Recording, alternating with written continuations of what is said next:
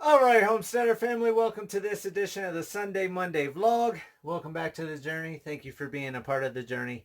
And don't forget to share the journey. So, like always, Boogs is up here on the couch with me. Every time I go to film, he's got to pop up on the couch and then he pops off the couch. So, the fencers just left. I just went out. I filmed rest of the videos with the animals, the Christmas present that came early, just everything else. So today we got all but 18 posts of the 5th property line, and then all we have left is the 6th property line. So tomorrow, in about, I want to say 30 minutes or so, we should have the 5th one completely done, and then it's one last property line to get T-post done, and then of course hanging the fence, stretching the fence, and then clipping the fence to all the posts. So it's still going to be a while, but it's good to have a lot of the T-posting done. Like I said, we're finished at 18 posts tomorrow before lunch and start on the next line, or the final line, and hopefully get maybe a quarter, maybe up to a third of the last property line done. The problem that's happening is tomorrow is Tuesday, and they are saying Tuesday night, Wednesday, and Thursday is that 4-letter cold, wet word named snow. So if the snow rolls in, tomorrow is going to be the last day we're going to get anything done, depending on how much snow that ends up falling. I don't know how much they're calling for. I don't want snow. I want to get this fence done, but it is what it is. And since the camera keeps readjusting, put that down. Excuse me. So hopefully, like I said, we don't have a lot of snow. Then they can get out here Wednesday and Thursday, get a bunch of stuff done, and Friday. But who knows? Not looking forward to it if it does. I got a couple shipping containers last week. They sent the wrong truck for the first one. They tried to send it on a semi the first time. I caught them halfway here. They asked if the semi could fill up at the Cotopaxi gas station, which the semi is not going to fit on my property. So they had that pulled back. Then the next day they sent the wrong truck. So it was pain in the butt this time around getting shipping containers. But they're still in good shape and everything like I ordered. So the one is in the parking lot. You see that. I'm going to use that as storage for right now. With the veterans discount, like I said yesterday, I went ahead, I bought a bunch of feed, and I'm going to get all that from Tractor Supply so it's not clogging up their shelves, and get all that put into the shipping container. The other shipping container you see is down in the valley. Come spring or next summer, I'll get another 2 shipping containers. So I have a total of 3 big shelters on the other side of the mountains, and then the 2 shelters here, and then all the silver small domes that the goats and stuff like to go into. So that will be way more shelters than I need. But of course, I'm going to have camel babies. I'm going to have baby cows, baby goats. So we're going to expand. And I took 12 of the 17 goats out today. And just seeing them out in the area that's already fenced, when I let all the animals out, people are going to be like, I thought you had a lot of animals, because those 12 little goats took up just a small little area, and I still have the entire property. So when all the animals get out and disperse, it's going to be like wildlife. You're going to see maybe one over in this cluster of trees and one way over there, which is going to be good because I don't want to overpopulate it where they tear up the land like they've done in the small area they're in now, and they'll be able to eat off the land. And with all the seed I'm going to be putting out this winter that I still have to do, and the pallets I'm going to buy come spring, I should have plenty of land that something will grow somewhere before somebody can get to it. Because if I can cover 50 acres of land with seed, I don't think they're going to be able to get anywhere close, let alone the natural vegetation that we have up here. So that's pretty much it. Like I said, the fencing's coming along. Depending on snow, I got the Christmas present, got the shipping containers, ordered $2,800 more worth of feed, along with everything that I have here. And, oh, there's a couple things I did want to go over. I made a couple notes because I knew I would forget. So I went into my, I don't even know what you call it right now. That's how hard I'm working all day that I can't even think right now. Statistics or something like that. So I went into the statistics on my page. I have now broken 2,100 subscribers. I have over 700,000 views on the channel, which I believe over 400,000 on that firewood video. Which that firewood video, when I checked it last night, has made me $228 in the last 28 days alone. So I don't know why that firewood video is just exploding, but it's exploding, and that's fine with me because $228 in 28 days. So every month, if that keeps up, that's good income, along with a little bit from the other videos. I'm up to about $250, $260 a month now. So out of the $228, I'm getting roughly $40 from all my other videos. So not that much, but all my other videos are, only a couple hundred views, if that. In my statistics from the viewers that have been watching this channel from the get-go, my channel was huge overseas. Now, I say huge, of course, I was only at like 500 subscribers. But out of that 500 subscribers, I had like 90-something% was overseas. Not many people in the U.S. was watching the channel. Well, like I said, I went to the statistics last night. I now have 68% of my viewers, you guys, here in the U.S. of A. So for some reason, it's swapped. And I'm getting a lot of people from the USA now watching the channel. The second biggest country now, which I didn't have before, Canada. For some reason, I have a lot of Canadians watching this channel now. So I have 8% of my total viewers of that 700,000 views is coming from Canada.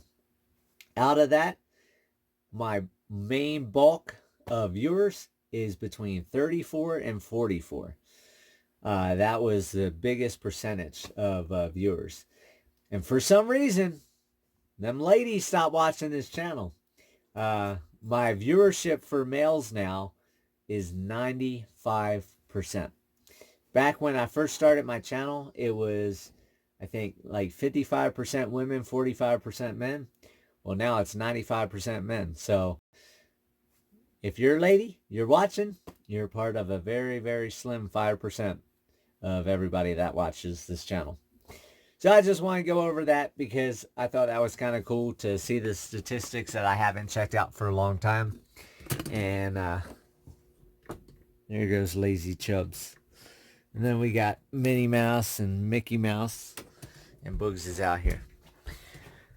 So that's it for me. I'm going to go ahead. I'm going to get the music added and do the edits for the video while dinner cooks. And eat dinner, watch some TV, relax, turn on my heating blanket, and fall asleep and wake up, do the same thing again tomorrow since it's a work day. I'll talk to you guys later. Enjoy the rest of the video. All right, Homesteader family, this is what happens when you live in Colorado. This is highway traffic. So you can see that was a big old horned sheep. Big old boy. The dogs are all excited about it. And I was able to get the camera on in time. Just want to show you guys that. So, beautiful Colorado and the traffic we get on the highways. Alright, so here's my new toy. It's a Can-Am 6-seater. It's heated, has tracks, electric windows. I'll go over everything. So here's all the tracks and stuff. It's a beautiful machine. I should have filmed it when I first got it, but I didn't. The side windows pop out in the back. The rear window has the regular truck slide. It has a regular truck bed on there, as you can see. Drops down, store all my tools in. Over here, it has a handle that I can pop and dump the dirt or anything out that I need to. And then in here, you can see it's got the 3 seats in the back, 3 seats in the front. Of course, the middle seats are smaller than the end seats, but there's tons of space in here. If I didn't need to have the seats, I could have the seats up and use it to haul stuff or whatever I needed to. And then the front, like I said, it's 3 seats in the front. Has the toolbox down there. It has power windows in the front for the 2 front windows. It has the side mirrors. Over here on the dash, it has a storage box that can be pulled out and used as a toolbox. And then, like I said, down below here underneath the seat, this is another toolbox that will pop right out. And I can store stuff in it, whatever I need to.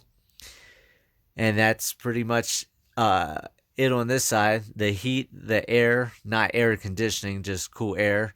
And then the windshield wiper and wiper fluid, which I'll go around the front and I'll show you that and how the window opens and go over that side. So it's a Defender XT Can-Am.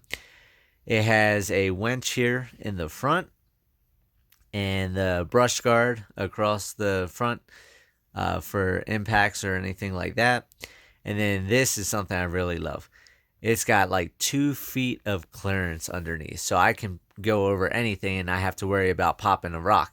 But if there are rocks or anything, that somehow you can see it's all steel plating underneath.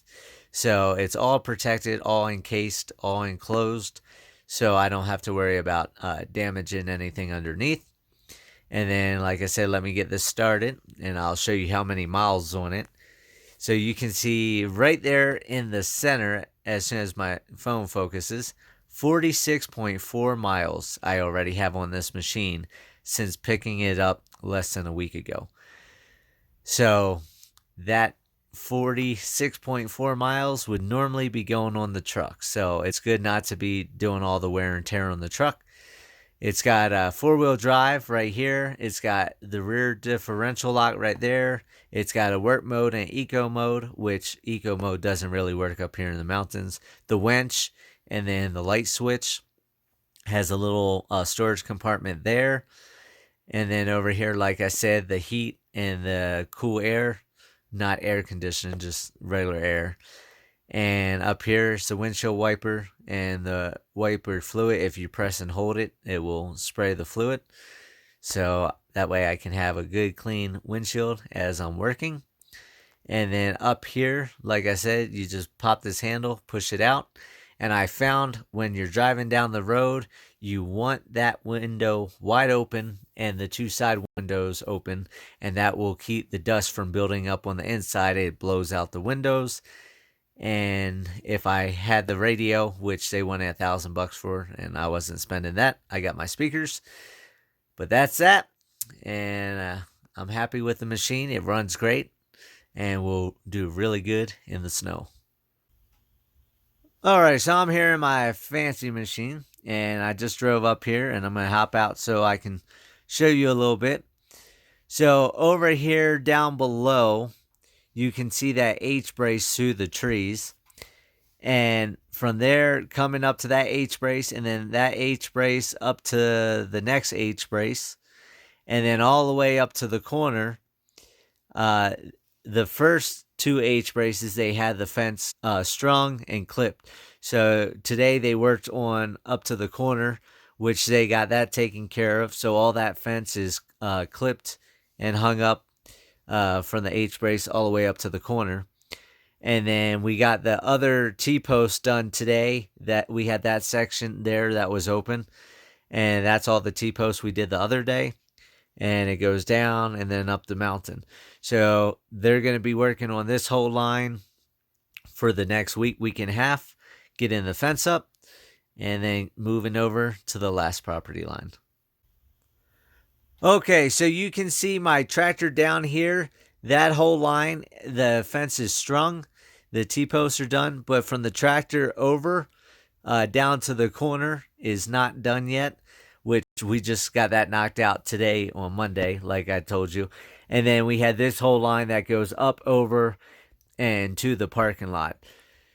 So you can see all the way down below, all the way up here, just going all the way down. I went ahead and laid the T-post out. And right by my white trailer down there is the corner post. So this will be the last property line to run all the T-posts. And then all the T-posting hopefully will be done in the next week, depending on the snow. Okay, so this grain silo is filled from the last pallets of feed that I brought home. And then, of course, I'll show you out here, I had extra feed left over, which the chickens have been pecking the bags open. But I have all this feed here that I need to get put in the shipping container. I just set it there for now. Of course, I still have the grass seed there, the annual ryegrass that I need to spread out.